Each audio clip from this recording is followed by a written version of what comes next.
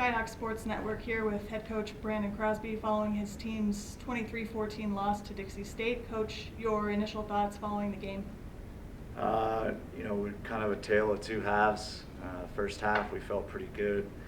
Going into the second one, can't say enough about our defense.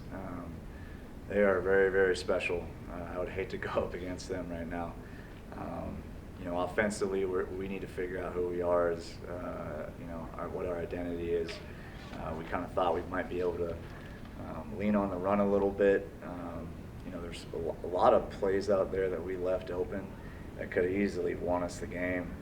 I think that's the hardest part to swallow right now is we were so close, and I don't know if I've ever been a part of a game with so many opportunities to where we just take over the lead and we finish. So, it's kind of been a deal with this team is trying to figure out how to put four quarters together. And that's just kind of where we're at right now. And Coach, Brendan Sloan, sports reporter for the Durango Herald. Like you said, defense played, their tails off. Was it kind of just the case of running out of steam there toward the end? Yeah, I think so. I think it's tough when you don't get a first game. I think the cancellation versus Highlands really hurt us as far as not getting in shape for a full game. Essentially that was our first game, and it showed that we were not physically ready. Our guys were tired.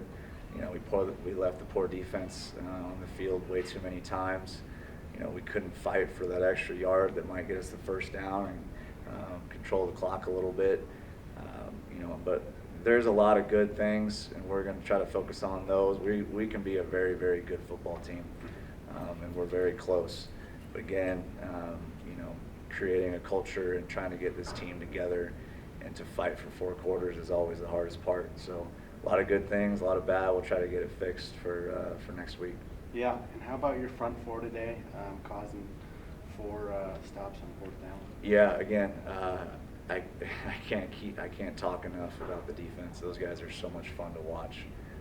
It really hurts me as an offensive guy that we can't support them right now and do the things that we need to do to reward them, really, keep them off the field. But they are an extremely special group of guys, and they're going to continue to get better, and we're all going to continue to get better. And it's on us offensively to help them out. And if we get clicking on all cylinders, I think I don't think there's anybody that we can't compete against or win. So there's some promising things, but again, a loss is a loss. It's tough. We'll sleep on it and start over tomorrow.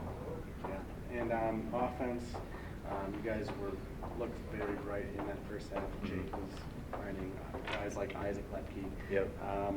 And then the second half, was it just kind of maybe a little bit out of focus with the detail, with the fumble, with the penalties? Again, I don't know the stats on the penalties. Again, I'm pretty sure it was a lot of yards on just penalties. I think we probably at least over 100 yards, I'm guessing. It was. And 12 for 108. 108. Yeah.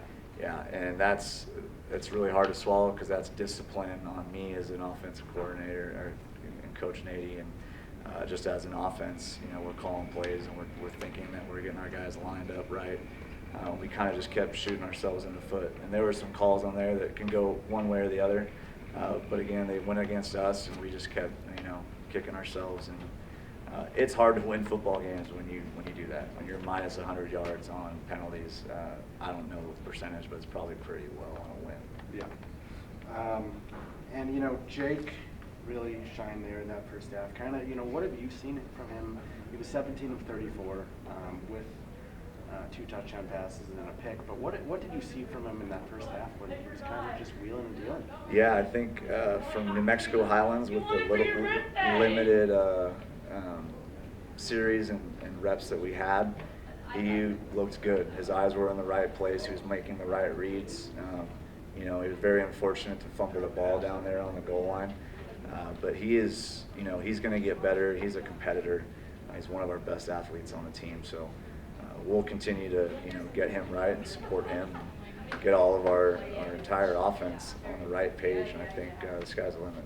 Isaac Lepke had 2 scores today, first collegiate touchdowns. Yep. You know, how has he developed as a receiver in the past? You know. Yeah, he's a heck of a talent. You know, I wish I would have gotten a few more PIs down there. I thought he got held a couple times when we you know, those guys, both my outside receivers are 6'4". We recruit those guys for a reason, so we want to throw those jump balls and give those guys a shot. So he came down with one of them, thought he had PI on one of them. But again, we just, if we can't, you know, get a first down and running the ball and, you know, manage the clock a little bit, we got to figure out a way what to lean on, and we don't know what that is yet. You know, so hopefully we get in shape and we can run the ball a little bit better, take some smarter decisions on our shots, and just see where it ends up. And, you know, lastly, what's kind of the message to the team after this, after tough loss like this, and how do you rebound, you know, this week in practice? Yeah, at halftime I went in there and I was very, very excited, you know, and I told them this is how it's supposed to feel. You know, we worked really, really hard for a very long time, and no one knows how much, you know, work we put into it besides the guys in that locker room. So, you know, I always tell them to kind of take a deep breath, smile, enjoy the moment. And, you know, it got them fired up to come out in the second half. Defense did exactly that. Offense, we struggled. And so we just have to fix those things. Moving forward, I think we're a really good football team. I think we're a very, very, very competitive football team. I think we have a long way to go. And so we get everything, you know, kind of cooking on all cylinders. You know, we'll see what happens.